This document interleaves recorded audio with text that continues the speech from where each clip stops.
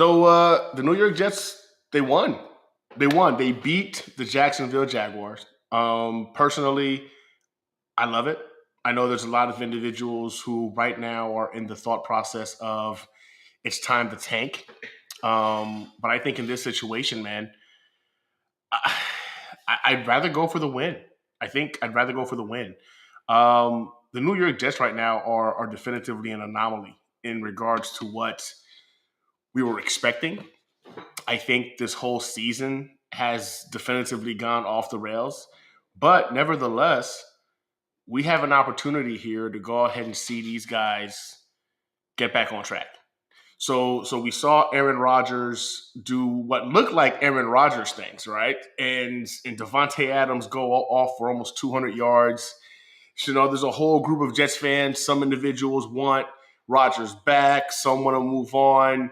Who the next general manager is going to be, who the next freaking head coach is going to be. Look, a lot to talk about. Tonight, we're going to go ahead and chop it up with my boy Frankie from Flatbush. The New York Jets got the W against the Jags. Personally, I'm happy about it. If our season went in the tanks and as fans we've had to endure losing, I would like for us to inflict losing upon other fan bases as well. So I found joy in it, but we're going to talk about it. It's the Hangar Hangout. Yeah. Let's go. I can do it all, I will never fall. It's the Renaissance, you know that I got the mother sauce, man. You know I'm the boss, I know what it costs. Have you won a loss? I'm so versatile, yeah, I'm a Renaissance, man. I can do it all, I will never fall. It's the Renaissance, you know that I got the mother sauce, man. You know I'm the boss, I know what it costs. Have you won a loss? I'm so versatile, yeah, I'm a Renaissance, man.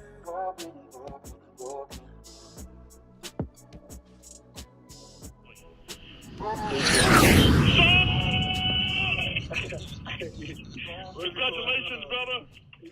And here.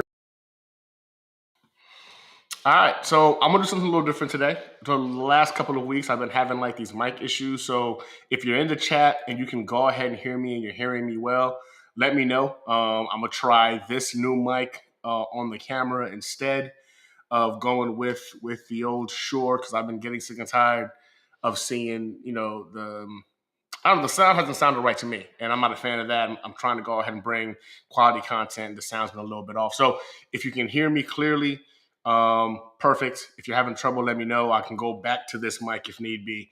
But for now, I'm going to go ahead and use the Rode mic on my camera. But listen, the Jets won. They beat the Jacksonville Jaguars at home. The offense looked great. Appreciate you, Dark Soldier. I see that you're hearing me just good.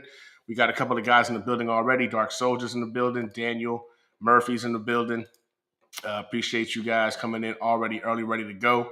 Yeah, I'm with you, Daniel. It is very hard to go ahead and root for a lost man regardless of the circumstances. I think a lot of the reasons why, for me, I just don't see the point in rooting for losses is that the draft it's a crapshoot. You really never know what you're going to get, right? A couple of years ago, we were all devastated at potentially losing out on Trevor Lawrence, just to realize that Trevor Lawrence really isn't that generational dude they were talking about, right? Just an average cat. But you could have told us as a fan base we just lost on the gold mine in terms of a quarterback. So for me, every chance we get to go ahead and beat up on individuals and make them but the echo off the studio walls I hear as well. Nothing major. See, that's what I don't understand. That should not be happening. The echo. All right, I'm gonna try this. That off. Turn this on. Okay. We just turn this to here. We recommend keeping it enabled unless. All right. Let me know if that sounds better. Let me know if that sounds better. I don't hear it, but again, but yeah, so I think for me, it was about it was the Mac Jones situation, right? I hate Mac Jones with a passion. And like clockwork, Dan Murphy comes in as well with, I love giving Mac Jones an L as well. I can't stand that dude. I hate him. I think he's one of the dirtiest players in the NFL. I saw that he was able to get under the skin of a couple of our guys, egg them on. And of course, he got them to go ahead and fall for the bait. But yeah, Mac Jones to me is an overrated bum. Can't stand the dude. I think he's a scumbag that happens to play quarterback in the NFL. And I'm glad that we make him look stupid when we play him. So 100% had to get rid of that fool. But now we have a whole other conversation to have, right? Aaron Rodgers looked good. Devontae Adams looked good. The offense looked good. Granted, it's against the Jaguars, but Aaron Rodgers over the last few weeks has started to look a lot better than what we saw in the beginning of the season. It's almost as if whether the Achilles was still an issue that he had to kind of overcome mentally, physically, maybe there was some rust he needed to knock off.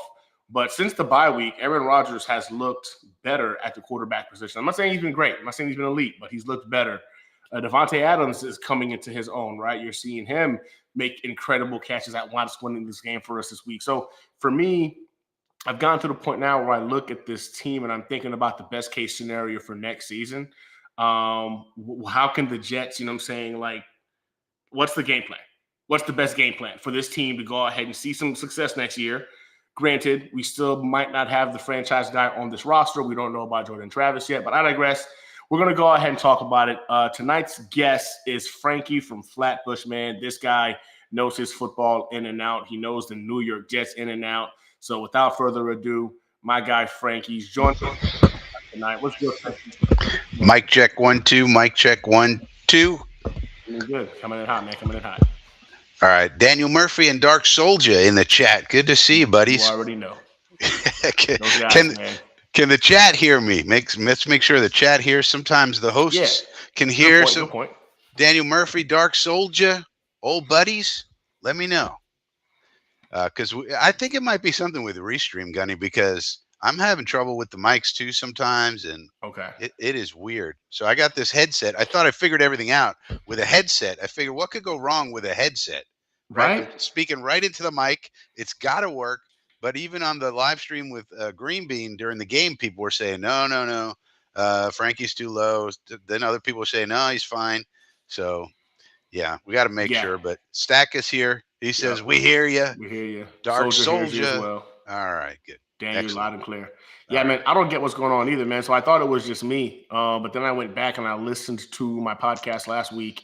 And I'm hearing all the stuff in the back of the room, which we shouldn't be able to hear because there's padding behind my like on the back of the camera and everything. So it's soundproofing. So you shouldn't be able to hear the ricocheting. But on the videos that I do, that I get to edit and whatnot, I don't hear the echo. And I use the microphone that's currently on the camera, right? It's a Rode Pro mic or whatever it's called. But on this bad boy, for some reason, it's not coming in right, which is crazy to think. So I'm trying this to see if it helps out.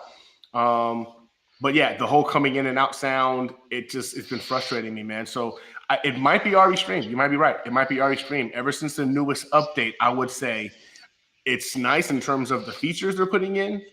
But man, I've been having some issues with sound quality, and even 2 weeks ago, where I was streaming and it couldn't connect to YouTube to stream either. So hopefully they get these figured out, man. But at least I know it's not just me because you're having issues too. Yeah, so we'll see. But it's good to see we got other people in the chat as well. Air to Anchor Report says licking chicken. Miguel Padilla coming in from New Braunfels. I think that's a Tejano over there. Ooh, okay, that's in Texas. New Braunfels is nice too. It's got the river for you to go. I forget what they call it. When you get on the river and you're on a tubing. It's tubing. Oh, It's called tubing.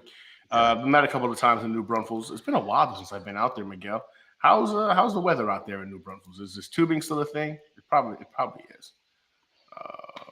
Okay, all right. So we got people coming in now, checking it out. All right. But you know what, Gunny, we got breaking news. What? What's this? What's going on? Breaking news that could affect the Jets. Oh. Breaking news that could affect the Jets and their quarterback situation. Oh. Breaking news out of Atlanta. It's Michael Penix season. It's the penis time. It's penis time, which means Kirk Cousins could be available in the offseason via trade. They might want to shave off some money, especially if the Penix man does really well. They may say, hey, why we got to pay all this money to Kirk Cousins? So that's another option, perhaps, for us at quarterback. So that's really interesting. So I'm glad you brought that up. In terms of the quarterback situation right now, right? I'm seeing there's a plethora of individuals right now that are, I guess you can say, disconnected, right? The fan base is frustrated. They kind of have an idea of who they want as a coach. They kind of want to get an idea of who the GM is. And now Aaron Rodgers, who I think a good portion of individuals were like, yeah, he's kind of cooked, he's washed. You've kind of seen it, you know what I'm saying, early on in the season. The last couple of games now, few games now since the bye week, Rodgers, I really can't say is public enemy number one as to why the Jets have been abysmal. And I would say we won the game this past week against the Jacksonville Jaguars because of him. So the quarterback situation. How do you see that looking for the New York Jets for next year? Well, so there's not a lot of quarterbacks in the draft that we could look at this year. It's not a quarterback heavy draft. There's pretty much all the prognosticators are saying there's two quarterbacks that are worth taking in the first round. Maybe you might want to throw Milroe in there as a third if he doesn't go back to school. So it's not like one of those drafts that has tons and tons of quarterbacks, and we're going to be picking anywhere from eighth to 10th, 11th, something like that. So it doesn't seem like it's the year to dip into the draft for quarterbacks. That being the case, we're going to need a bridge. So your options before this news with Kirko Cousins, if you want to consider him, but your options are basically keep Aaron, and also if you keep Aaron, then you're going to keep Devontae, as Dark Soldier's saying, or run it back with Tyrod, and let Tyrod be the bridge. But if Aaron Rodgers can still play, and in the last 5 seasons you see what he can do. You can see what he can do when healthy, because apparently all the games where he was really bad, he had a hamstring and he had this and he had that. Then you might as well run it back with Rodgers and Adams, because those two are kind of a pair. They're going to have to redo their contracts to make it palatable and see what you got. Now, the new head coach and the GM are going to look at that and say, probably, hey, that's pretty good because that gives me a mulligan year, right? Like I come in, I got Devontae Adams and Garrett Wilson on the outside. I got Brees Hall and the other young two kids in the backfield. I got a 80% of a line, and hopefully we get a Kelvin Banks or somebody like that in the draft to finish off the line.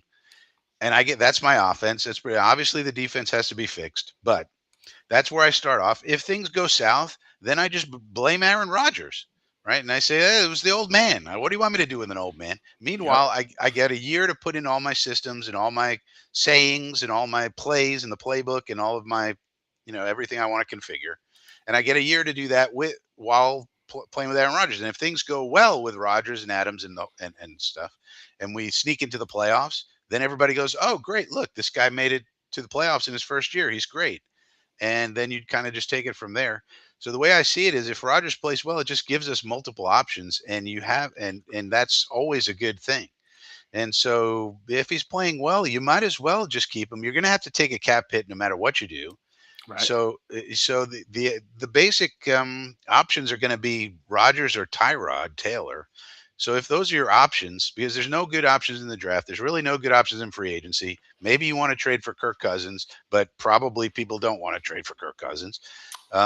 So there's just no options. You might as well just stick with Rodgers, and it gives you. And even if it goes south, it gives the new regime a mulligan year. Then you clear most of Rodgers' cap next year. I think I'm not sure how that works because most of the prognosticators have been telling us he's not coming back and telling us all the ramifications of him not coming back. They haven't been telling us the ramifications of him coming back, but he also probably needs to restructure the deal. So that'll change the dynamics, but you'll clear, a bunch of the cap anyway by him playing. So it seems like that's probably what a new regime is going to do. And I'm fine with that. We need to fix the defense. The defense is a huge problem. As you know, as I told you before the season started, Gunny. You did. Not You to be did. one of those I told you guys, but you did. I can admit when I was wrong about that one. Yeah, we were going back and forth, you and I, because I thought to myself, I was just like, what are you? For a moment, I was just like, how are you hating on this defense when they've been so consistent? And you pointed out a lot of logical reasons why you were concerned. And I still thought, again, maybe you were kind of like pulling from thin air. But here we are. Like, literally, here we are in terms of that concerns. And a lot of the stuff you stated that you were worried about, we've seen come to fruition. So I stand corrected. And so that means what that really means, though, is we're going to have to fix it one way or another. So that needs to get fixed.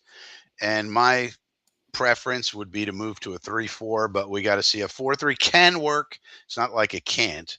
Right. But I personally prefer 3-4. I prefer flexibility and adjustability and more speed on the field.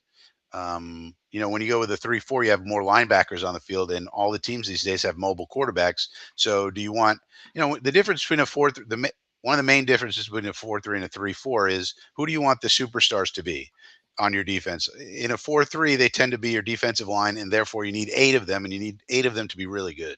That's hard to find 8 of those people to be really good. In a 3-4, you're generally your superstars are your linebackers, and you can, depending on what you call the edge players. So do you want, which one do you want in an era when almost every team has a mobile quarterback, almost every team? And so to me, I want the guys who can run, which means linebackers. So that's how I see that. But one way or another, we have to fix that. And then the offense, but on the other side, if Rodgers is playing well, the offense is looking pretty good, especially if he continues. Let's say he puts in 3 more games like we just saw the last 2. Right. That'll be a pretty good evidence that the offense can function. It's not perfect. Where the run game hasn't been terrific, these past few games, but it's been much better, obviously.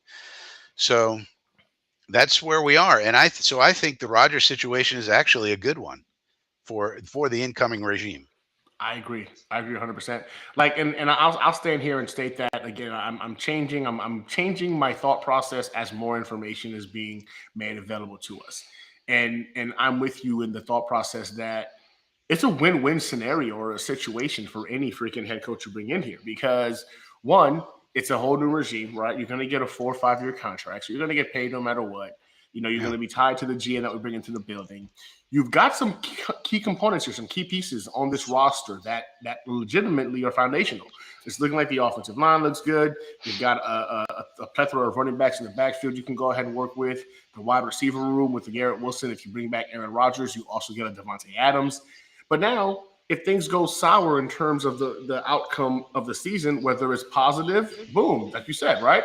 Oh, positive, I get to win for it because they had Aaron Rodgers last year and it didn't work out for them, but it worked for me. Or, Yeah. listen, Aaron Rodgers, he's not adjusted. He's not moving. We need to go ahead and move on from him and bring in my guy in order for us to go ahead and see this work. It really is a win-win situation where there's automatically a scapegoat there if need be, right? If things don't pan out, or if things do pan out, hey, listen, I made it work when the last regime couldn't make it work. Right. I don't see how it's a negative. And again, we still have Jordan Travis in the building, and we also have Jordan Travis. I think that seeing him play next year too, possibly if need be, to see what he might have, and a much stronger 2026 QB draft class, if that happens to be the route we have to go, becomes available, we at least know what we have in Jordan. We have Aaron Rodgers as the scapegoat. We can move on into the next chapter with that new quarterback and, of course, the new coaching staff and the GM that we're going to be picking up. Yeah, I'm seeing a lot of comments about the 3-4 defense. I'd like to remind everyone that the Steelers run a 3-4, the Baltimore Ravens run a 3-4, the Minnesota Vikings run a 3-4. And what's beautiful about a 3-4 defense is it's so flexible. You can turn it into a 4-3 anytime you want. You just walk your linebacker. What do you think Alex Highsmith does? He's technically a linebacker, but most of the time he's playing on the line, right? So the beautiful thing about a 3-4, it turns into a 4-3 anytime you want it to. So that's the beauty of it. That's the flexibility of it.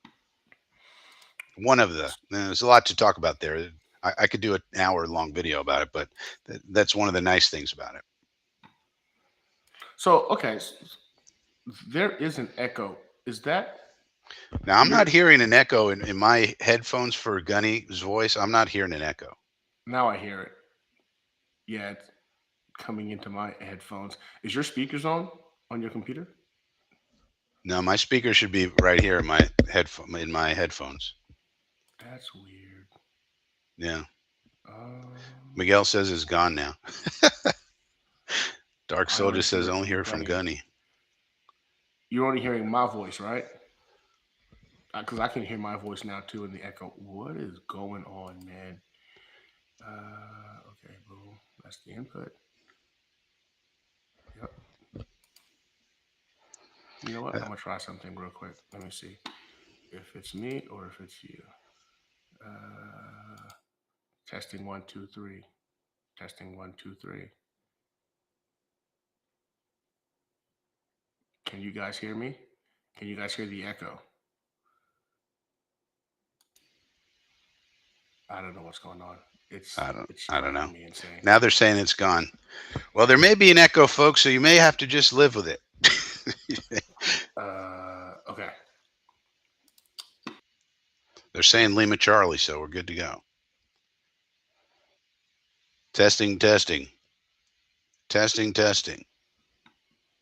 Testing one, two, three. Can you guys still hear? Can you hear me? Now you got some weird effect on your voice or something. Go again, Gunny. What the crap is going on, man? Oh, now it's regular. Now it's fine. Okay. So okay, now you can hear me. Yeah. I don't. Again, my apologies, guys. I don't know what's going on. Ever since the latest update in RE Stream, and I was very, very like vocal about how awesome this streaming service was. But they've added so many additional layers to what you can do on it. I think that's a problem. I'm starting to feel like it's probably a problem because they're trying to do too much, and in doing so, I think they're losing some of their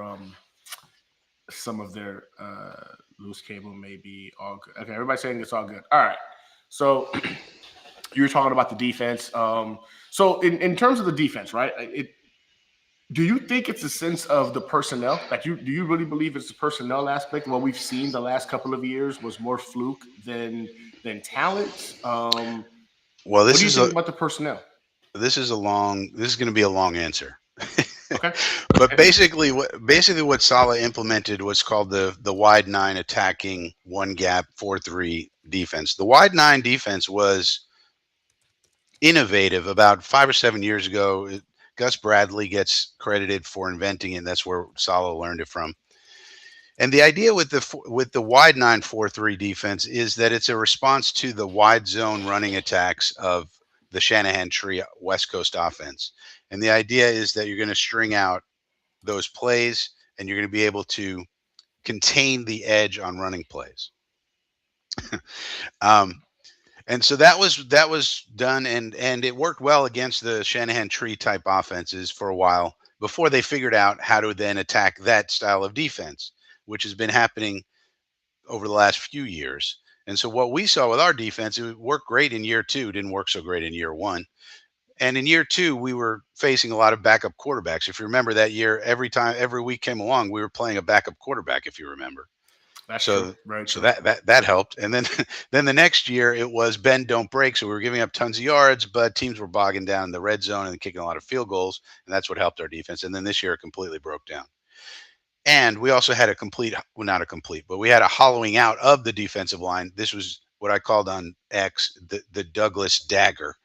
Like when Joe Douglas hollowed out the defensive line for no good reason, um, that's the Douglas dagger. That's what killed him because we couldn't recover from Lakey Fotu being bad and injured and Solomon Thomas being replaced by Solomon Thomas, who stinks, and Quentin Jefferson not being replaced adequately, and Javon Kinlaw being thought of as a starting player when he's not.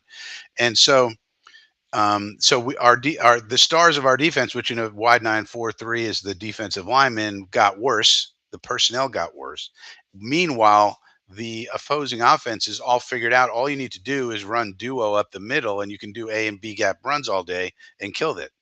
So they figured out how to attack it on the run game, and then on the pass game, the way you kill it is with the quick game. And that's what we've seen with Tua, and we saw it with Mac Jones the last game, even though he didn't have enough in his noodly arm to beat us in the end of at the end of the day. But still, he had a nice game and put up a lot of points and kept us off the field in the first half with his dink and dunk. And that's the way to beat it is quick game. And if you have especially fast receivers like Tyreek Hill and Jalen Waddle, the people that Miami has, then you can really attack the defense that way. So people have figured it out, and we got worse. It was a combination of things. So I just think in an age of, and we stubbornly stick to it because we're very stubborn. We do not have adaptable coaches. So all of that combined means to me that we need a complete change in philosophy where you need to be as flexible as possible. Because the other thing to keep in mind these days is the ubiquity of tape. And we talked about this way back when in September. The tape is everywhere. You have tape. I have tape. The fans have tape. Every schmendrick on the face of the earth has tape now, and all the coaches have tape. And so, if the tape is everywhere, you're not surprising anyone. You need to be adaptable. So I think the best way to be adaptable is with a 3-4 that you can convert into a 4-3 anytime you want. The wide nine can be a part of your toolbox. Wide nine can be a part of your plan. It can be a tool in the toolbox. But to be the only thing you do with your front is folly, in my opinion. You just have it like just walk a guy up into the wide nine position anytime you want to do that. Let's say on third and long, and now you have that, and that's what it's good for. That's what it's good against. So I would say we need to have more tools in our toolbox. We need to be more flexible and adaptable in an age where tape is everywhere and immediately, and coaches are sitting there in a dark room until their eyes bleed looking at tape trying to figure out how to attack you. And also I want to get the best athletes on the field against all these mobile quarterbacks, and that means more linebackers and less defensive linemen. That's my preference. It can work the other way, but I want to have linebackers who can run against all these mobile quarterbacks. And so that again leads you to a 3-4. So that's basically my thesis about that. There would need to be roster turnovers, so that's something you have to consider. So when you say roster turnover, in terms of the current personnel that we have, right on the defensive side of football specifically, it seems like on offense we're on the mold of running it back, right? A couple of pieces, obviously, you'd have to swap out. I think tight end, Alan Lazard's got to go, but for the most part, you know what I'm saying, you run it back. So on the defensive side of football, you know what I'm saying, what's the game plan? Who do you see not being, an intricate part of that process of switching to that 3-4 scheme? And again, keep in mind we have Josh Allen in our division. He is the king of the AFC East until we can dethrone him. And the way this dude has only gotten better, it seems like, with less talent around him, I'm concerned about what this dude's going to look like for the next 5, 6, 7 years in the AFC East. So we got to plan accordingly. So how do you see the Jets, again, with the personnel aspect, getting to a state or a point where we can compete with the likes of the freaking Buffalo Bills? Well, a couple of our guys are perfectly suited to become quote unquote linebackers, but who play the line. JJ and Spinny McWinney, as I call him, Will McDonald. Will McDonald. Yeah, so they can play quote unquote linebacker in this scheme. The question is going to be, what do you do with Quinnen Williams? Can Quinnen play the nose? I'm not sure. I'd have to go back to his Alabama tape to figure it out. Can he play?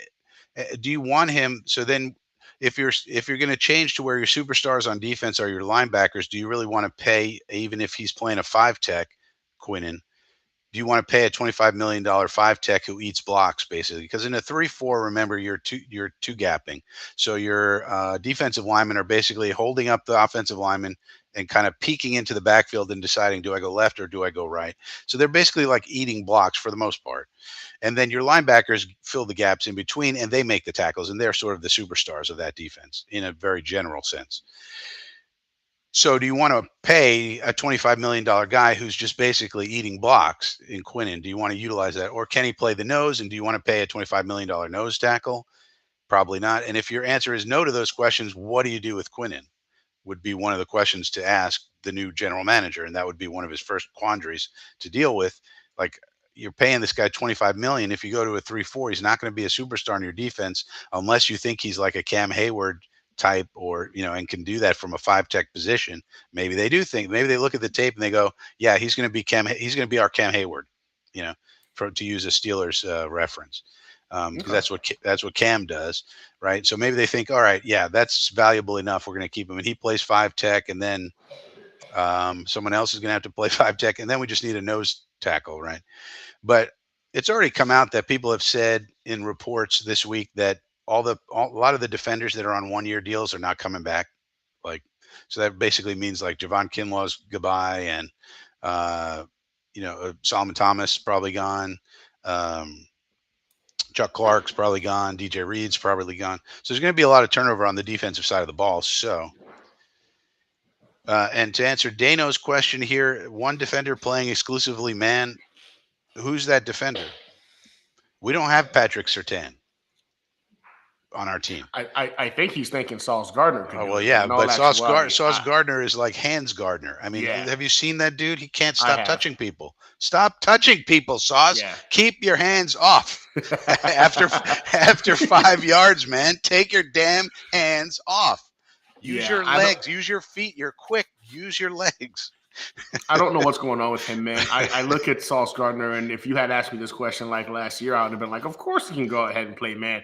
But I think there's a reason why he's been put on that side of the football field and hasn't been moved to go ahead and go with the other team's number one. You're seeing him now just grabbing, reaching, praying, and hoping. I don't know what's going on with him. Maybe the sophomore slump took an extra year to get to him. But if you had to ask me today, no, I don't think we have a guy who can play exclusively man to man. Yeah, we don't have a Patrick Sertan on here. We don't have a Jair Alexander. I don't think Sauce is those guys. Um, but yeah, I'd have to say no as well. Yeah, we're gonna have to continue in our zones. I mean, until further notice. I mean, the thing about man is that you really can't play a lot of man straight man to man where everybody's covering man to man, especially against the mobile quarterbacks. Josh Allen will kill you. He'll run for Yeah. 300 friggin' yards if you try man to man on everybody. Now Dano was saying just one guy. I mean, you could do that sometimes if you want. I mean, if we retain DJ Reed and there's sort of like a guy that he's perfect to do that with, maybe, but we'll see. How do you feel about the safeties? Miguel asking the Jets get some good safeties. I feel like we forget the current Yeah. safeties wear cement shoes and tackle with noodle arms. Yeah. Yeah. That's something that we've neglected. And this coaching staff was very high on Tony Adams, for example. And then they got told they have to bench Tony Adams by the owner, apparently, which is just weird. Um, so something happened with Tony Adams. He was kind of like on the trajectory of becoming at least average. And now he's in the doghouse, or I don't know what's going on with Tony Adams. But yeah, we need to put um, some capital. I would say some mid-round draft capital, like into it, and get a young thumper would be good for one thing, a strong safety, and then the free safety. I'd love to get some kind of ball hawking safety. I wanted to get Kirby Joseph so much in So that bad. draft. Yeah, so did I. And I think he went a couple of picks before Ruckert. I bet you if he would have fell to us, I bet you we would have taken him, and this would have been it would have been a totally different conversation. Yeah, Scott Foster saying Javon Holland. But Javon Holland, if you look at it, Scott, he's had 4 years in the league, and two of them have been great, and two have been average, including this year. So I don't know how much money he's going to get. Safeties don't make that much. And he's having an off year if you look at all his numbers and everything. And Miami fans are saying good riddance to Javon Holland, believe it or not. They're saying, yeah, get out of here. So, yeah. So yeah, but I would sign him. I'd sign him to an incentive laden deal for sure. Javon Holland, I like him. He definitely looks like he's lost a step. I won't lie. It's one of those things where we always used to go ahead and get on the Patriots for getting rid of players, right? And we always would laugh like, oh my god, he got rid of one of their best freaking players, and it always happened to be just a year before, like early, and it was just the right time to do it. I think the Bills kind of saw the writing on the wall as well because the way you've seen Javon Holland this year is it the scheme, the system, or is he taking You'd some have steps to, backwards? yeah, you'd have to look at the tape. I mean, it's weird because this is such a talented player. So that's something where you'd have to look at the tape and say, is he hurt or did something happen or what's going on? Because his talent is just obvious. We've seen it. There are years when he graded out over 90 in a PFF grade. I mean, that's hard to do. Um, So, not that PFF is the Bible or anything, but you'd have to take a look at the tape and see what the heck's going on. One other point I want to make about the defense, um, not to go back. Actually, I could go on all night about the defense, but yes, we're in nickel all the time. So we're in nickel 75% of the time, and even if you were in a 3-4, you would still stay in nickel, and it'd be a 3-3-5. So it's still the same concept. But yeah, uh, I mean, defense is predicated on the personnels of the offense, and personnel in the offense is going 11p most of the time these days. All right. So for me, I've been a fan of the scheme because of what we've seen the last couple of years. I like the idea of having your freaking front getting after the quarterback. I've been a fan of that thought process of minimizing the pressure on the back end. I do believe right now, next to a guy like Quentin Williams, is where I would focus adding a freaking defensive tackle in this draft, which is why Mason Graham to me is the no brainer in terms of bringing it to the building. But you're saying completely just fold the identity of this defense and then remap it. So when you look at this year's coming draft, right? Again, we're talking about the best game plan here for the Jets to see early success. Um, what direction would you see yourself going when it comes to the draft?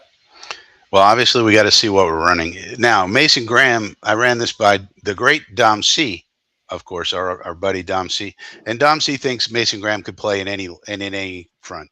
So even if he needed to play 5 tech in a 3-4, 3-3-5 scheme, he could do that. So now Mason Graham is one of the few slam dunk prospects in this draft, as I understand it today, Yep. and so that's scary because that means he's going early. And Yes, if he we're is. picking 10th, we're not getting him. Forget it. Like we're not. He's going to be. There's only two quarterbacks that are going to go in the top 10 according to everyone. We'll see what happens, but you know, maybe Milrow sneaks up or something. But I think Milrow's going back to school.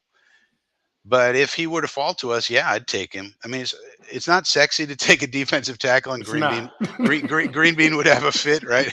But but it's an important position. I mean, you can because like if we went to a 3-4, we'd need more linebackers, and then later in the draft, you can find your linebackers, right?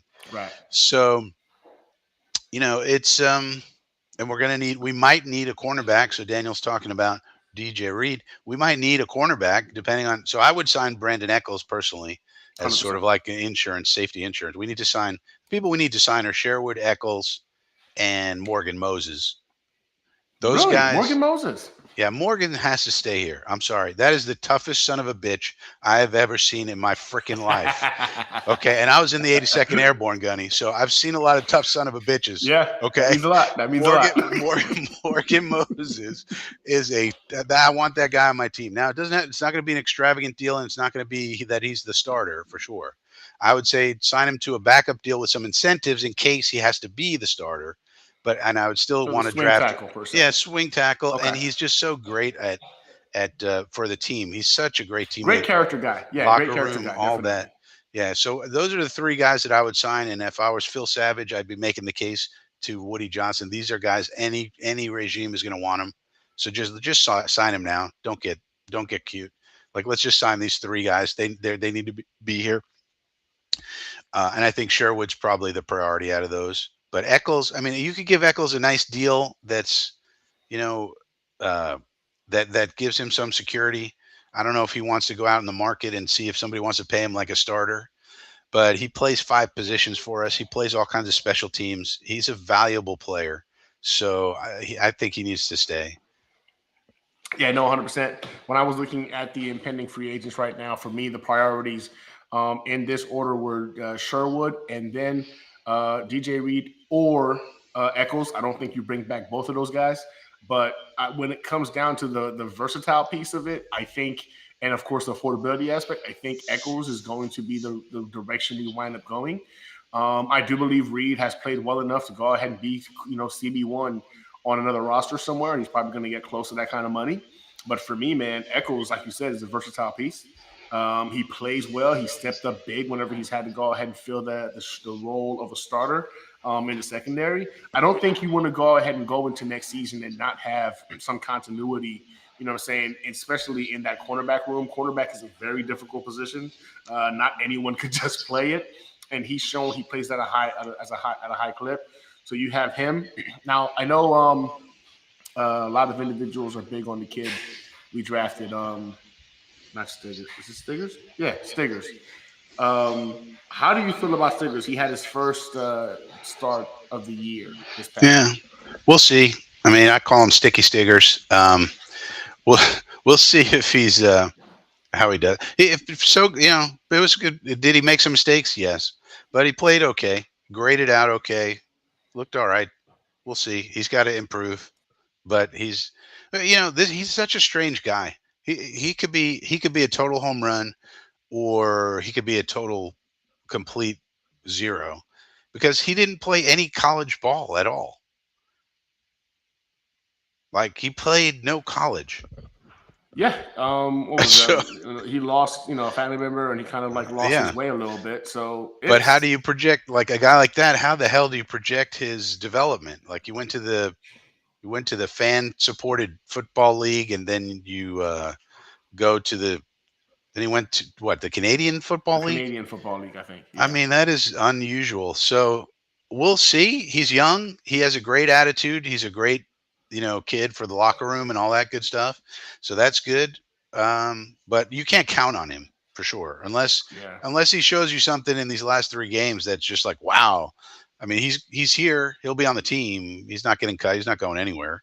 He's a special teamer for sure. So, but we'll see. He could be someone. You keep him on the team. You let him compete in training camp, and you see what he can do. All right. So that's the defense, right? Do you want to go ahead and pretty much restructure it completely? Um, Go to that 3-4.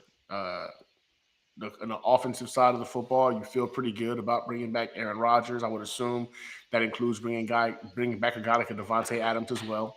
Yep. So then I ask the question: Is this so? Who do you see leading the way for this team when it comes to that front office? What does your dream scenario look like?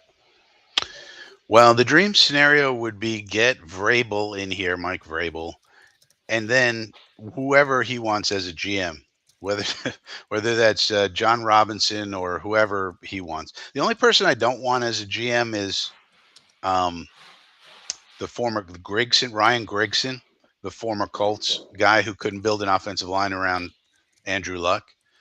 Um, So he's the only one on the list that's a no go. There's a lot of good choices. Ray Agnew from the Lions, John Dorsey, all those guys are fine by me. Um, they're going to all say the same. I mean, even if we went outside the box for a Lewis Riddick, I wouldn't mind that. He has a good background besides his um, his media stuff, and he was also one of the teachers in the scouting academy. That I went through. He teaches a lot of the classes. So he's a good scouting mind, and so he would be fine by me. But then it's really about the coach and what we're going to do to develop these people. Like, for example, I think we need to start thinking outside the box. Like, why can't we have a coach who's like a quarterback development coach? Like, that's your title, quarterback development coach.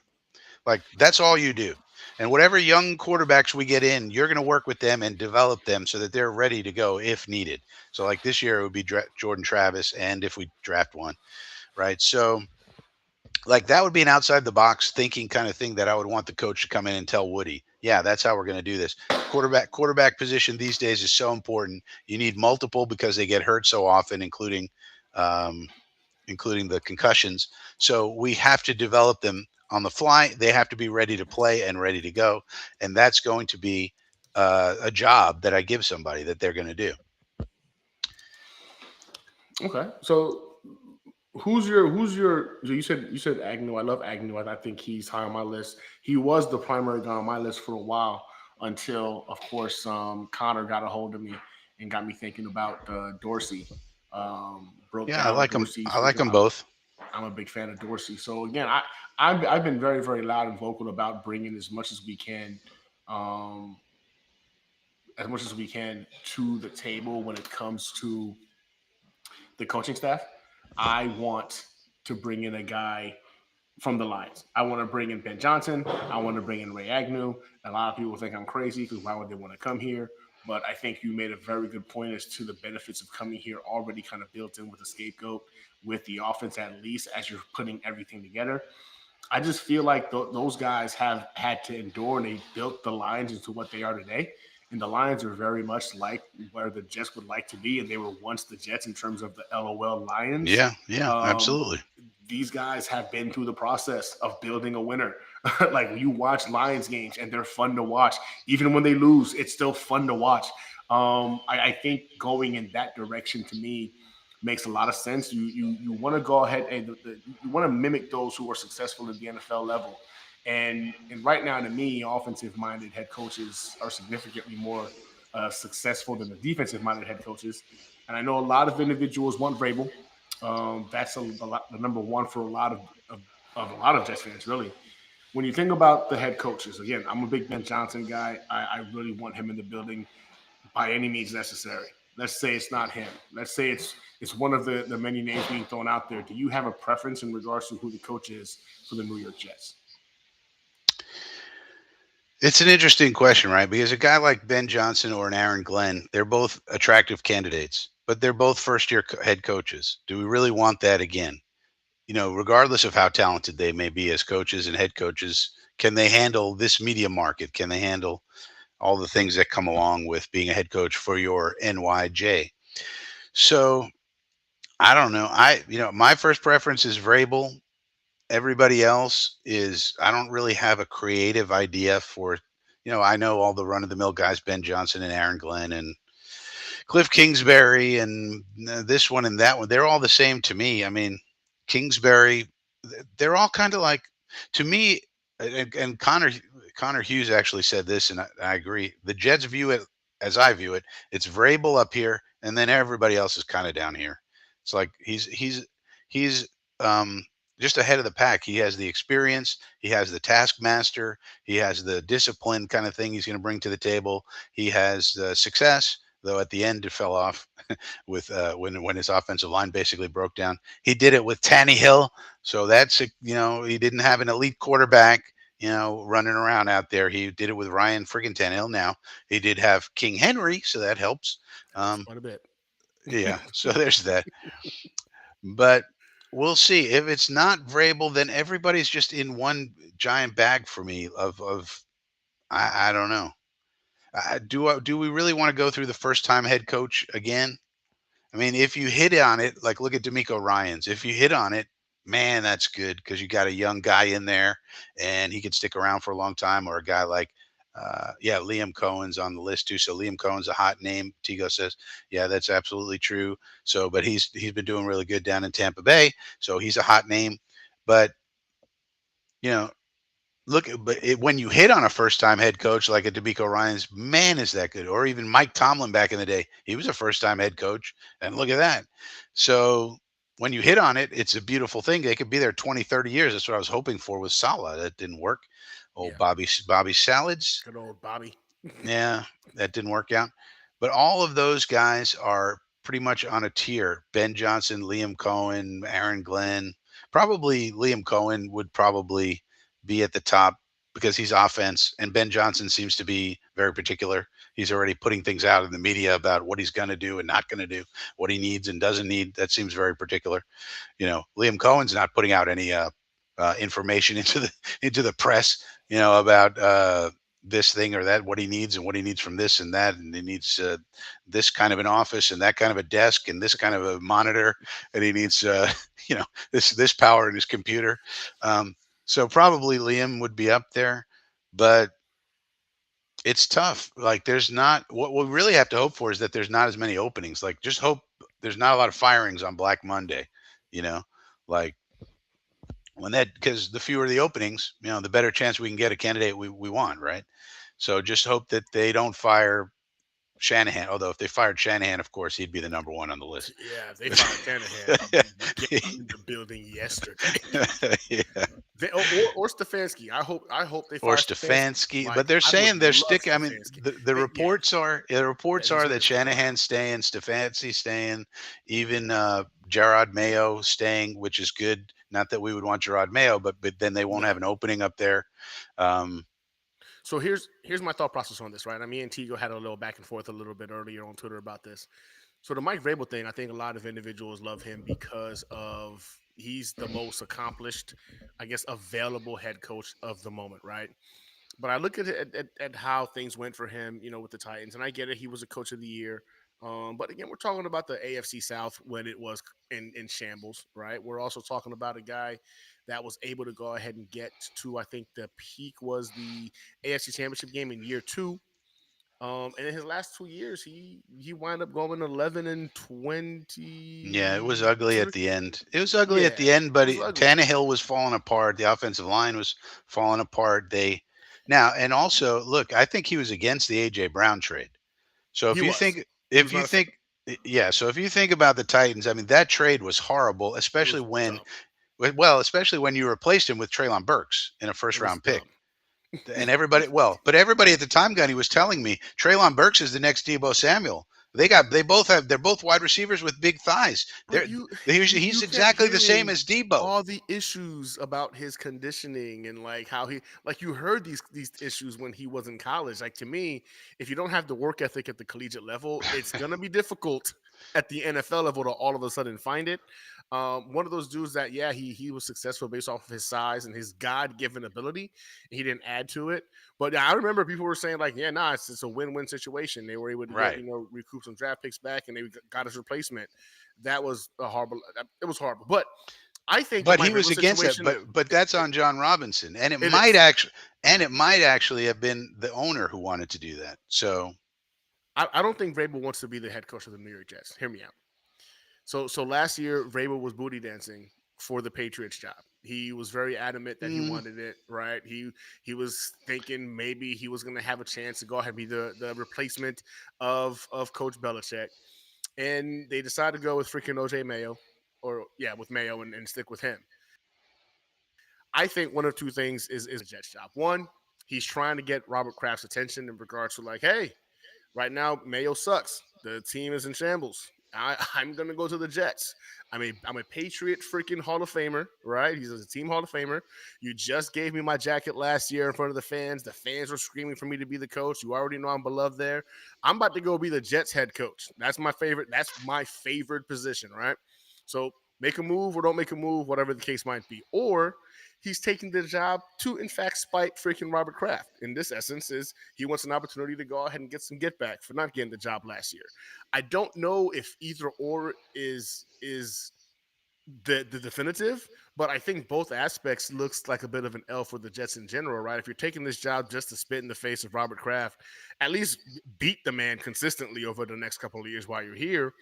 But I just have this gut feeling, man, that his desire to really be the coach for the Jets is more of hey, Robert Kraft, look what can happen if you don't go ahead and take me into consideration for this job, because you've already seen what Mayo looks like for a year. That's just my gut feeling about this I whole thing. mean, I mean, we'll see. We don't know these guys and their motivations. But other than Drake May, there's really no reason to want that Patriots job. Their roster is terrible. They have no receivers whatsoever. They have a terrible offensive line.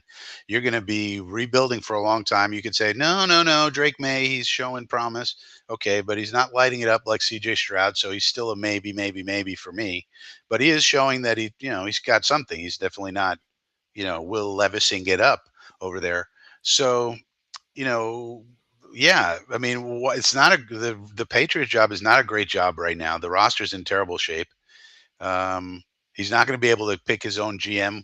You would think we would let him pick whoever he wants for GM and give him whatever he wants. Also, whatever kind of staff. Do we want extra coaches, less coaches, more coaches, higher paid coaches? It seems to me the Jets would give him whatever he wants. That's attractive. And look at the roster. Our roster is way better than theirs. You come in, like I said before, you come in with Aaron Rodgers. You got a 1 year, basically mulligan year. Either you make the playoffs and do well, and everybody says, "Yay, what a great job you did," or it's a complete failure, and you blame the old man and say, "Get out of here, old man." And in the meantime, you set up your contingency plan for the future, whatever that may be. Maybe it's Jordan Travis. Who knows? But um, so I mean, maybe that's the case. Mayo, I mean, Vrabel had to go up there. They were putting him in the Hall of Fame. Like, Right. what was he going to do? Say, no, I'm not going to. Sorry, Mr. Kraft. I'm in the middle of the season. This isn't appropriate, or something. Like, he had to kind of do that. So I don't know. But we just don't know. We don't know what his motivations are. I mean, yeah, maybe he's Yeah. faking interest to drum up to increase the price for. I mean, we've seen people do that all the time with the Jets, driving up their price. Kirk Cousins did it. You can't blame Yep. him. It's called negotiations. So it's just good old fashioned negotiations. But so yeah, So Mayo is always going to be, and that's the other thing too. Kraft set this up for Mayo. Kraft basically set up this whole scenario for Mayo, and now he's saying we're going to give him all the resources he needs. These are the reports coming out. We're not going to fire him. We're going to support him, and this is going to be a long term. So it seems like a long term commitment to Mayo. So then Vrabel's not going to be able to get into the Patriots for a while. So might as well do him one better. Come to the Jets and beat the Patriots. Let's go. I mean, again, if his motivation is vengeance, then so be it, right? Like, I'm not mad Yeah, about who it, cares? We don't as care. long as it's vengeance, right? Like, the whole Vrabel situation for me is, and again, let me be clear. I don't think Vrabel's a bad coach. I don't think he's a bad head coach. I'm not saying like I'd be mad if he was the option. I just look at the 21st century, and in the 21st century, only three defensive-minded head coaches have won Super Bowls. In the 21st century, 52% of regular season wins have been offensive minded head coaches, vice the 48% to defensive minded head coaches. The NFL has proven to us and shown us over the last couple of years they want to see more points. They favor those offensive forward teams more so than the defensive forward teams. The rules have been changed to impact offensive minded guys. So when I look at this, I'm like, man, listen, I get it, man. Like, but we've done this whole thing with the defensive minded Yeah, head but coach. listen. What would the thing to think about is who would Vrabel bring in as the OC? Because you don't. I mean, I think he's gonna keep Todd Downing. I have a oh hard well, time. that's a different story. We don't. We don't. That's We where I'm concerned, right? Like this we is a don't want guy that. that I think Keith Carter maybe have a job still. I think Todd Downing might have a job I don't still. know, man. Like, And is he going to I keep all of his Titans cronies? he's a guy that talks about loyalty. I went back and watched a bunch of his press conferences. I went back and watched a bunch of his um yeah, I guess you could say press conferences when it came to his time with the Titans, to even include when he got fired. And the man raved about his coaching staff, raved about them, about how they made him who he was, how if not for them, he wouldn't have been able to make it to the AFC Championship Well, game. he's got to say those things I though, because I he's being get that. politician. That's a politician. That's a good. That's what you say. What do you want him to say? These coaches are horrible. It was their fault. No, Like you can't do. I You get can't. that. You can't do I that. get that. I get that. But then who's out there that you're going to bring in to be the offensive Well, coordinator? that's the Connor question. just said something. He hates Carter. He fired Carter. Okay, I was not aware of that part. And give it to Connor to go ahead and bring out the Yeah, facts. man. Appreciate you, And by Connor. the way, and that's part of the, but that's part of the interview process, right? In Vrabel, you say that's what they always say in these interviews. All right, who are you thinking about for your staff? Once they're serious, if you're a serious candidate, they ask you, okay, who are you thinking about bringing in? And then if he says, oh, we can keep Downing and Carter, hopefully Woody's smart enough to go, what? No, no, no, we're not doing that. And I don't think, and I don't know, but Vrabel might say, no, we're bringing in. Right. Connor Long just said the name I had on Yeah, my brain. Tanner Angstrand, he's who's so is the quick with it, quarterback man. coach of the Lions. Right. Somebody like that. Now, unfortunately, we can't steal somebody's OC. Like we can't go get Liam Cohen and have him be our OC. Like that. That doesn't work. They're not going to. The Buccaneers won't let us do that. But that's part of the interview process that you ask him who's going to be your DC and what type of defense are you running. Now he has said in the past he likes to run multiples. The Tennessee Titans defense back in the day when he was there was basically a 4-3, but he has said that he likes to be multiple. Now I haven't done a deep dive on it, but those are the things that. Oh yeah, Tigo is high on Dable, but look at what Dable has done with the Giants. What exactly has he done with the Giants that makes you think he's a great offensive coordinator, I'll Tigo? say this. I'll say this. Dable was an offensive coordinator. Lights out. Dable is a head coach. Not so much. We've Well, seen but the same thing with Saleh. Dable was an OC with Josh Allen. You know what the Bills offense is called? Josh Allen, run around and do stuff. That's the playbook. They got one play. Josh, go and sit in the shotgun, run around and do some stuff. Like I I could look call that offense. Come I on. look I look at Dable and he got freaking Daniel Jones paid of all people. Um and I have a Well, hard he took that team to a play. Granted, it was a one and done situation. I like Dable, man. I do. I also like his passion and he's an angry guy.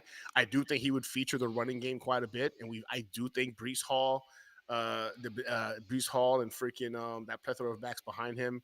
by the way, Um wait a minute. If Dable gets fired, why doesn't Vrabel want the Giants job more than the Jets job then? because like you just said, the talent situation. It's night and day. But they're the Giants. He could say, "Give me an 8-year contract. I got to rebuild this friggin' thing." Yeah, it's a rebuild. It's a full rebuild, but they have a few pieces. They got Sexy Dexy. They got a few pieces. I It's a total rebuild, but they're the I think Giants. They have cachet. They're one of I the. think we go back to the motivation, right? I think Vrabel having a chance to go back to freaking Gillette Stadium twice a year, you know what I'm saying, to kind of go ahead and be like, I should have been the guy, you know what I'm saying? I think that could be some motivation. I do believe Vrabel wanted that job. People can he spoke about it on Busting with the Boys. He spoke about how, you know what I'm saying, like he would be intrigued with the particular role. And somebody said like, yeah, if he got shunned by freaking Kraft and that's motivation, who cares? I think that was Tigo. So I do believe that might give us an advantage. But again, you're right. If he wants to go to the Giants on an 8-year contract, knowing that he's going to be okay for a while, so be it. But I also think Woody has proven over the last freaking 5 years now that he's got a little bit of patience to him too, in terms of the general manager and the freaking head coach. Not to mention, I think the ceiling is a lot low, or the floor is a lot higher, or higher than it would be with the freaking Giants. Get us to the playoffs. We might build you a statue if you could do that, right? I think that when you look at it in terms of, he knows the division extremely well. He knows the teams in that division extremely well. He knows the Dolphins. He knows the Bills. He knows the Jets. He, of course, knows the Patriots. And I think, understanding what that Patriots locker room looks like, I think he can see the advantages he'd bring to the table. Listen, when it comes to the Vrabel situation, I want to reiterate, it's not that I don't think this guy would be a good coach for us. It's not that I don't think that.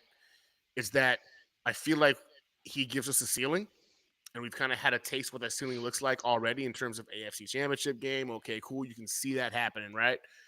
But what we're seeing in the NFL right now is offensive minded head coaches are going to Super Bowls. That's what we've seen the last several years. So that's where I think the goal is for us as Jets fans. And if we're not going to entertain bringing some of these offensive minded guys in to at least give us the illusion of being intrigued with what an offensive ran team could look like, I think we're doing ourselves a disservice as well. If we're already putting out freaking reports that Vrabel's the guy, right? I think that, what are we doing? We don't have our GM in the building yet, the head coach in the building yet. We're already telling the world Vrabel's the, like. I'm a little agitated by that aspect as well, showing all of our cards. But again, maybe I'm complaining because I've seen us do this defensive minded thing so often and it hasn't panned out for us, and I'm feeling a little bit of PTSD from that. But I think if you bring in Vrabel, it solidifies that maybe Aaron Rodgers is the guy for next year. I think that if you were going to keep Aaron Rodgers, Vrabel is going to be the best guy to bring into the building to keep an Aaron Rodgers in check, right, and actually lead the way. Um, and I do believe that with Vrabel, you up your chances of potentially, breaking this playoff streak next year. I think that's a real possibility. Him coming in there, creating some freaking structure. I think his ability to go ahead and create culture. One thing I will say I liked about a lot of the players that he left behind when he left the Titans, a lot of them talked about like the structure that he was able to create, him coming in there, telling it how it was. He didn't sugarcoat stuff. I think these guys in this locker room have been babied and coddled a little too much. He's a guy who's not only a player who has a player of experience, he's not just a player's coach. He's going to call you on your bullshit. And I think these guys need to be called on some of their bullshit. I think there's a lot of value to be had there. But I still stand by the fact that in the 21st century, only three freaking defensive-minded head coaches have won the Super Bowl, Yeah, and the but rest who offensive. are who name the candidates? I mean, Bill Belichick, Ben Johnson, no, Pete. the Okay. current candidate, Ben Ben Johnson, Johnson, Liam Cohen. uh Who else? You want Vrabel. Matt? No, but I mean offensive. There's not a lot of them. No, it's Who? Ben Johnson, and I think Liam. I guess would be Liam that. Cohen. You Cliff want Matt Nagy? Kingsbury. Would you like? No, Would you like Matt Nagy? I would Okay, he's not. available. Would you like I'll take Cliff. I'll take Cliff Cliff. Kingsbury? You'd want I'd be Kingsbury interested. over a defensive guy? I would. I would. All right, Kingsbury. That's three. Joe Anybody else? Brady. How do we feel about Joe Brady? Joe Brady. Come on, man. He's got Josh Allen and Joe Burrow. That's his resume. I coached Josh Allen and Joe Burrow, and when I wasn't coaching one of those guys, I got fired during the season. That's my resume. That's Joe Brady. Hire me Okay. as a head All right. coach. I'm a Fine. genius. I'm just saying he does have some creative offensive play calling. I'm just I saying. mean, I'm telling you that the Buffalo Bills. I mean, I love. If I was not a Jet fan, I would love the Buffalo Bills. I think they're fascinating to watch. I think Josh Allen is, again, taking my Jet fan hat off and just watching when it doesn't affect us and whatever. I love watching Josh Allen. He's amazing. But their whole offense is just Josh, run around, do some stuff, throw bombs, and if nothing's open, just run over some people and put them in the dirt. And that's what he does. He's amazing. But that doesn't mean the offense is incredible. It just means Josh Allen is incredible. The That's way I fair. see it. I mean, I guess that's a fair argument. Josh Allen does superhuman things. It seems like on a regular. Um, is But it more again, so like Josh? there's not a lot of OC. So if those three tell us no, then where do we go? I'm telling Matt Nagy. I'm sure Matt Nagy would love to interview. Are you interviewing Matt Nagy? Nah, I'll pass We're on that. gonna take some obscure guy from some team that I don't even can't even name. You want Bieniemy, Eric Bieniemy, interested God, in no, Eric no, Bieniemy, who nope. UCLA said get Did he out of just get here. fired? Yeah, he got fired Uh, from UCLA. Well, he said he was going to leave. He was going to No, leave all along. no Don't you one's buying worry. that. No one is Well, buying it that. was always a 1 year deal. He just wanted something to do. Um, but that's who we could. That's who we can interview. We could get Matt Nagy in here for an interview. We could get Eric Bieniemy in here. But then after the three guys that we all think are good candidates on the offensive side, that's it. I mean, then you got Flores. I love Flores I personally. love Flores. Yeah, I love Brian Flores, Brooklyn boy, by the way, yeah, I do love Flores. I the won't lie. pride of Poly Prep Country Day School. Um, so, but then he's a defensive guy. Now he's got experience, so that's different for us. We like first time defensive guys generally, through the decades. But so he's got experience, but he's a defensive guy, and all the rest are defense. So If we're being honest, if you told me today, gun to my head, who's the coach for the New York Jets in 2025, it's Mike Vrabel. I think it is Vrabel. I do believe right now he's expressed interest, whether it's fake interest or not. He's expressed interest. Um, I do believe they're going to go ahead and bring him into the building, and I think that Woody is going to give him what he wants in order for him to make that decision or makes him an offer he can't refuse. Right? I think Vrabel is the coach, and a lot of Jets fans are going to be happy. I'll be happy. I'll be happy. And it's not that I hate Vrabel, Tigo. I see you. It's not that I'm like anti Vrabel. I'm anti the defensive minded head coach route, I right? Because mean, we've well, done it but wait so a minute, often. wait a minute, wait a minute. One thing you have to think about, Gunny. I mean, the Chiefs have been the team of this era, right? Mhm.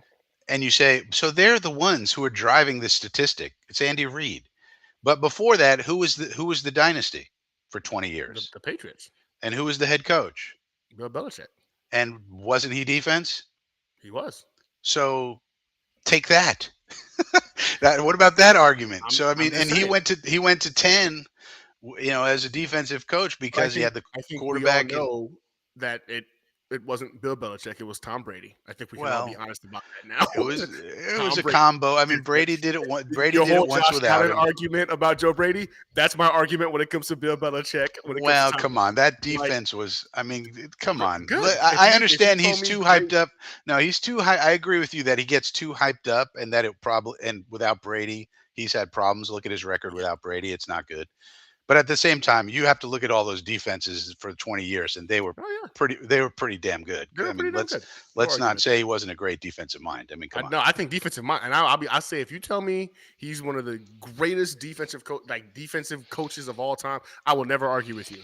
But whenever people start saying he's the greatest head coach of all time, I start to get a little bit like, but And is for he that, though? I mean, but for that, you got to count the rings. It's like Jordan. It's like Jordan and LeBron.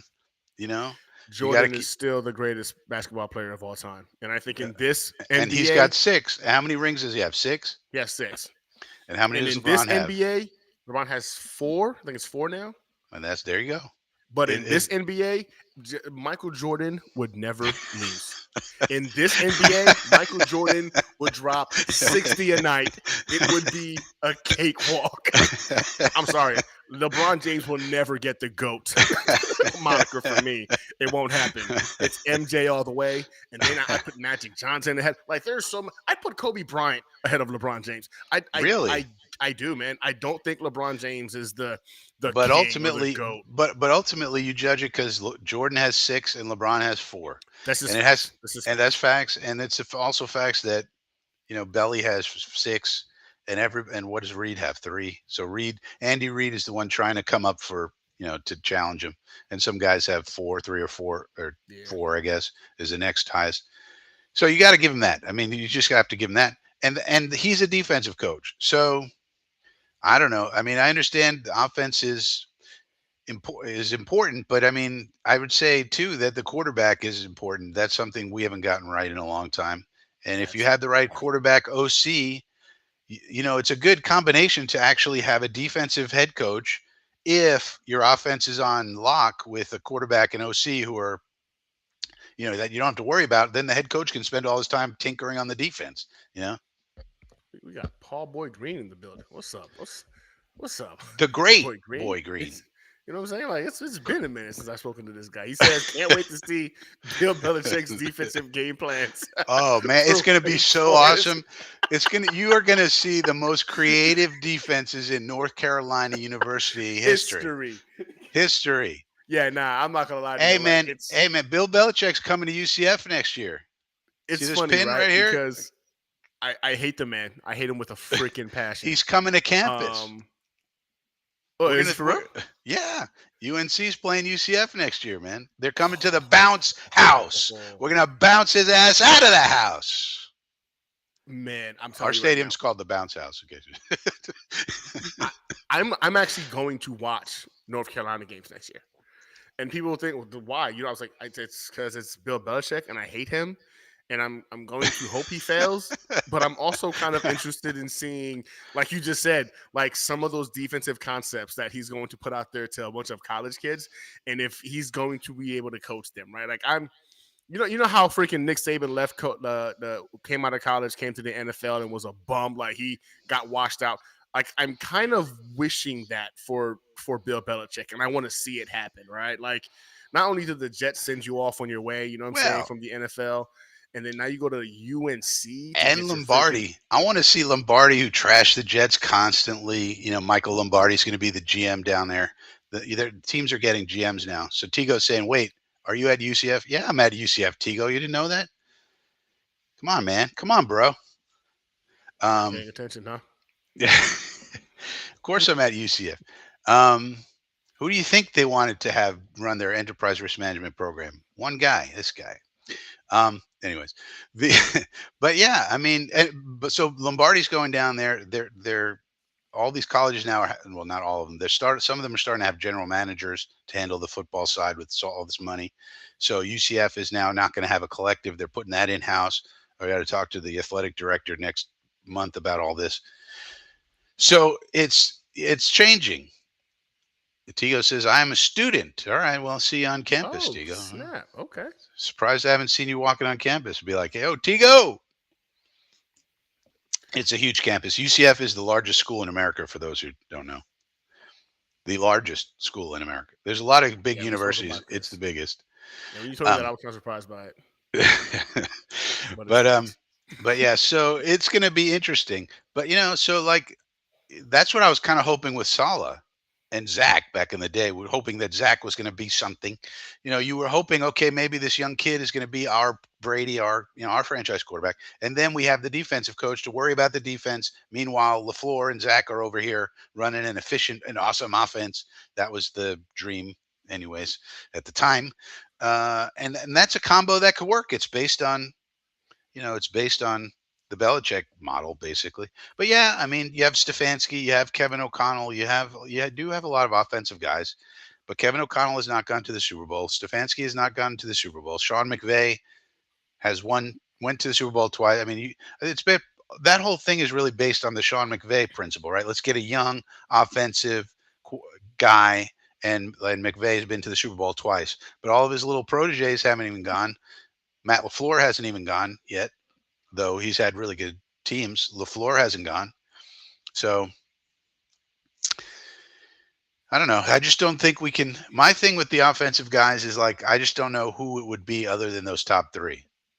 And if those top three are gone, what do? You just pick a Schlemiel offensive guy because he's offense and pass on Vrabel or pass on No, Flores. no. Like, Nah, listen. So Vrabel, for the record, is in my top 5 coaches for us to interview. Like, I hate that it's already been put out there that he's the guy, right? Like that somehow it's leaking. well, you wonder about the leaking. I mean, one of the things we got to fix is the leaking. We got so much to fix. First of all, we got to fire Jaime. Like, why aren't we firing Jaime? We need to be talking about firing Jaime Alhai. What's going on with that? We need to get Ira out of the building. Get him out. Why aren't we firing our pro personnel scouts? What about them? What about Greg Nemej? Greg, you're out of here.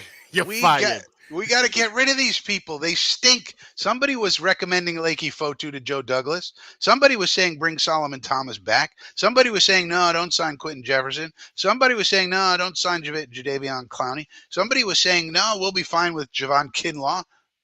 It was the pro personnel scouts who were saying that, That's a and good nobody's point. bringing up their names. Why is that? They got to get chopped too. No, you're right. Yeah, They got to get chopped too.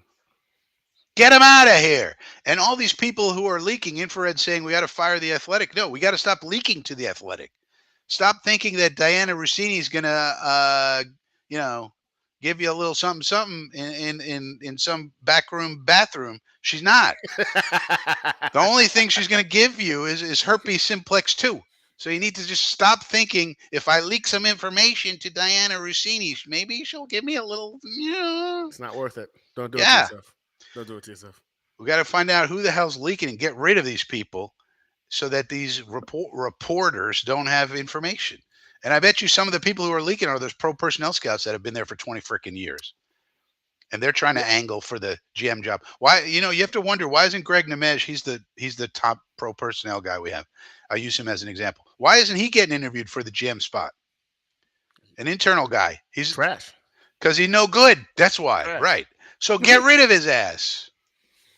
It's like these Nobody guys talking are about that.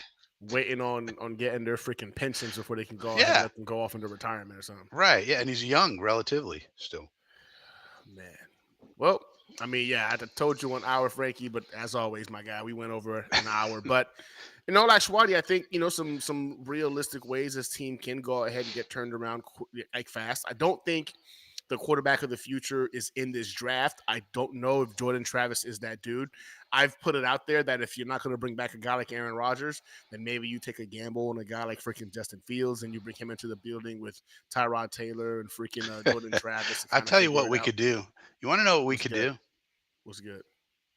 Nobody's going to like this, but it's Okay. totally doable and it's fairly economical and it's fairly low risk and would one more year of Aaron Rodgers.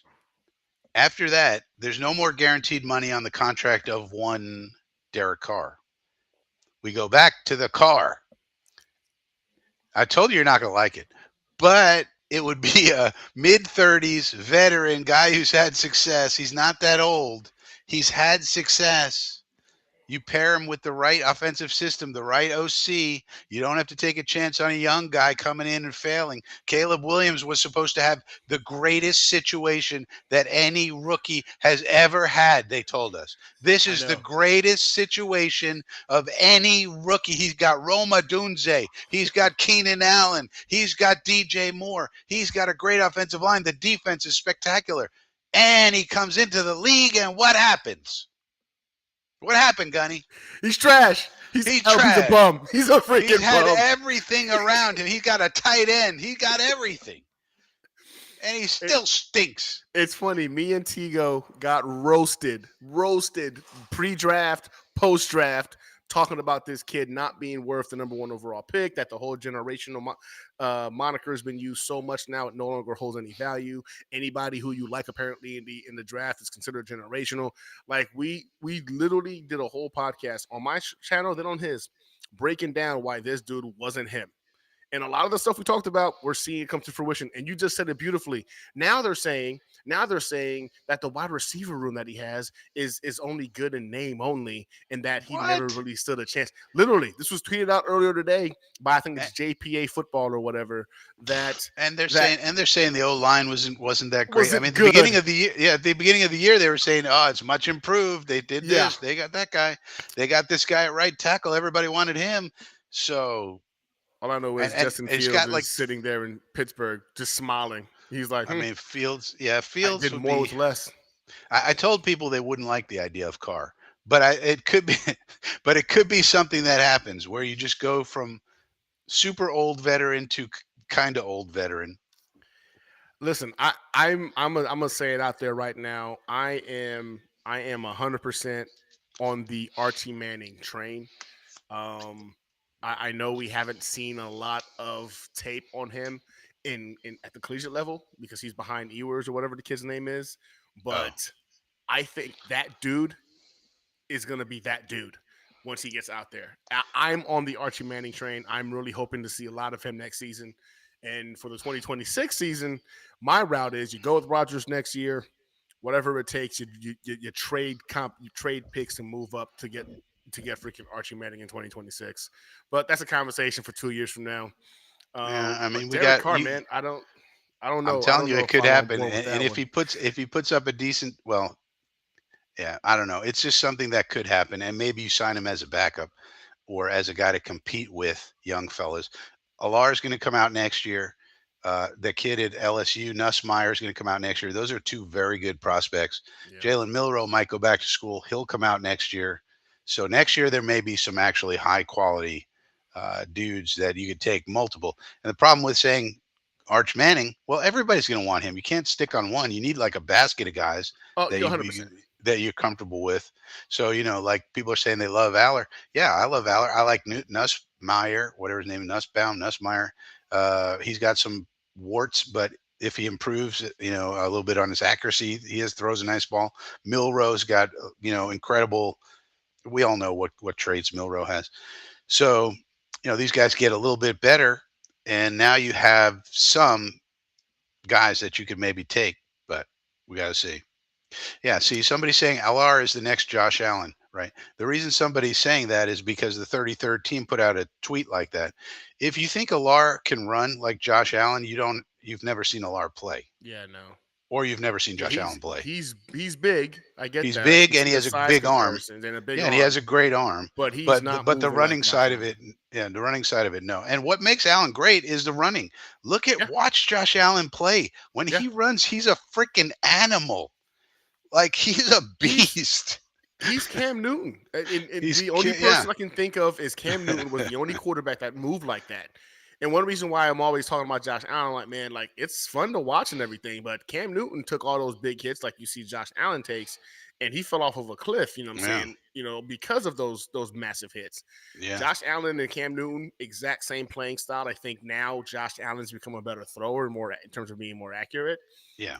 But now, man, whenever I see Josh Allen, I'm like, man, he's Cam Newton. Like this is Cam Newton reincarnated in Josh With a Allen longer because career. Yeah. longer career. Exactly, there it is. It's Cam Newton with a longer career. Um, but yeah, well, I mean, I guess the good news is this: the Jets have a couple more wins ahead of them. So the Jets play the Rams this week. What do you think happens? What's your prediction for the New York Jets against the Rams this week? Well, our defense is terrible, so I think that the Rams are going to score a lot of points. The only thing is we got to try and win like we did last week, but in a shootout. And so, can our offense put up points on their defense? Their defense is not great. They do have several young dudes that are fun to watch. Actually, some of their defensive tackles, Jared Verse, they have also, and he's pretty awesome. And Bryant. No, I forget their names, but they have some really good young defensive guys. I think they picked up Brandon Fisk in the how they drafted these dudes. But so they're fun to watch. Can we block them? How's our offensive line going to look? How's Olu going to look? This is what I'm looking at with these games is like, how's our young guys playing? How's Olu looking? He's one of the big ones, obviously. How's G Dub going? We could have 2,000-yard receivers this year, Gunny. Yeah, Devontae and G Dub could very easily both get over 1,000. That'd be pretty cool. that'd be pretty awesome. Yeah. Yeah. So we'll see. I think it's going to be, but I think it's going to be a shootout. We'll see if our offensive line can hold up against those young bucks that they got on the Rams. I think Stafford's going to carve us up, and I think they're going to run on us like everybody runs on us because they're all Yep. looking at the same tape. They're just going to all run the same things that everybody does. So I think it's going to be a shootout. We'll see if we can keep up with them this week.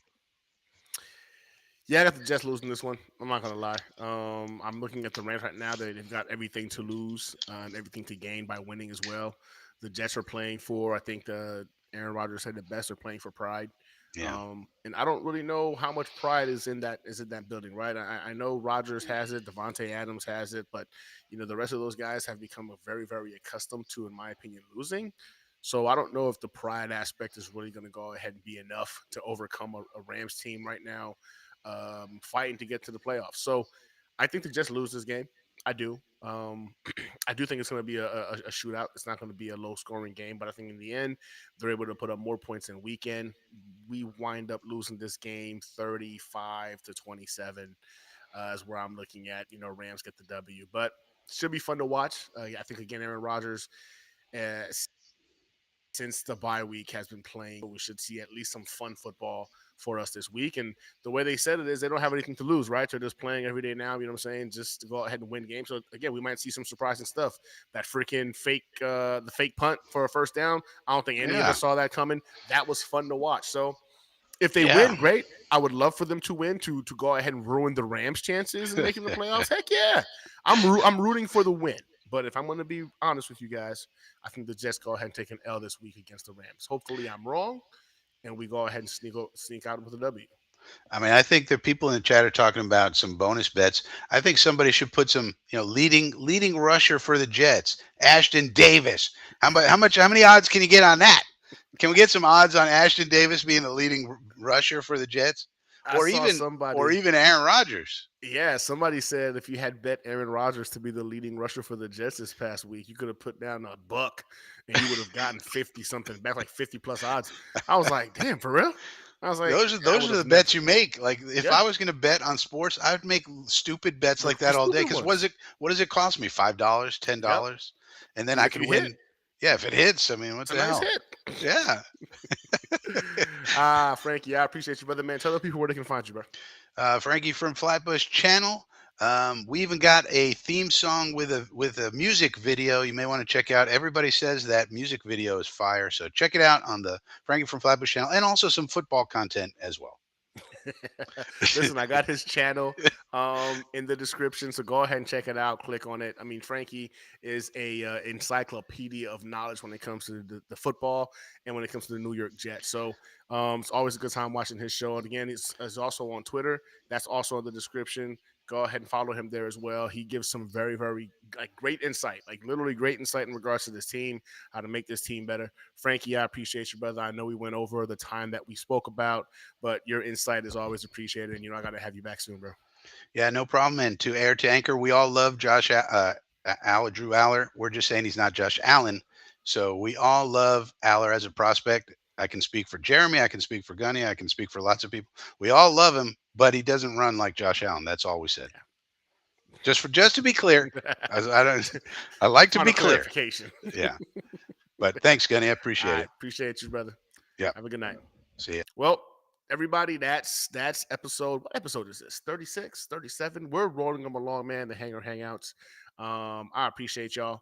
Again, thank you for sticking with me through the technical difficulties.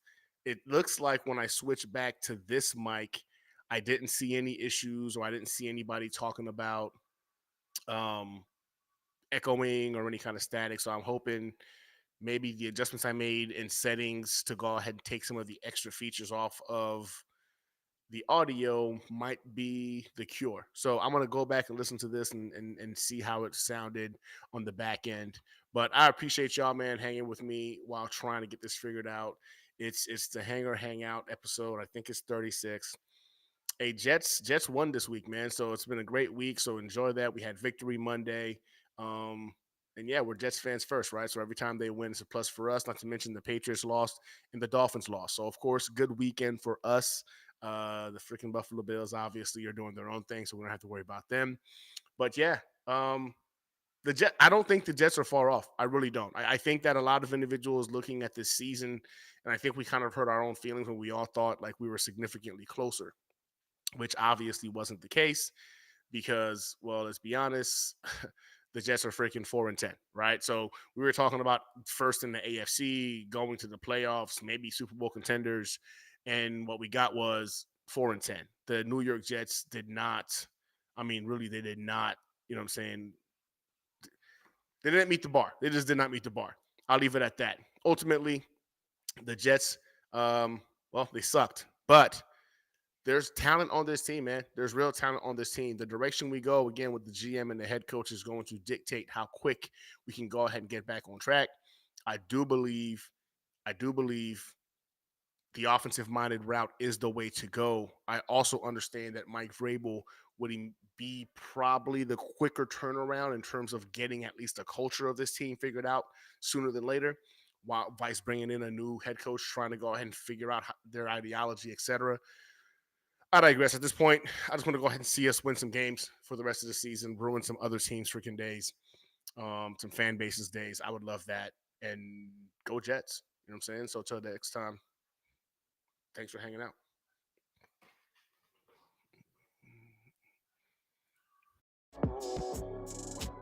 I can do it all, I will never fall. It's the Renaissance, you know that I got the mother sauce, man. You know I'm the boss, I know what it costs. Have you ever lost? I'm so versatile, yeah, I'm a Renaissance, man. I can do it all, I will never fall. It's the Renaissance, you know that I got the mother sauce, man. You know I'm the boss, I know what it costs. Have you ever lost? I'm so versatile, yeah, I'm a Renaissance, man.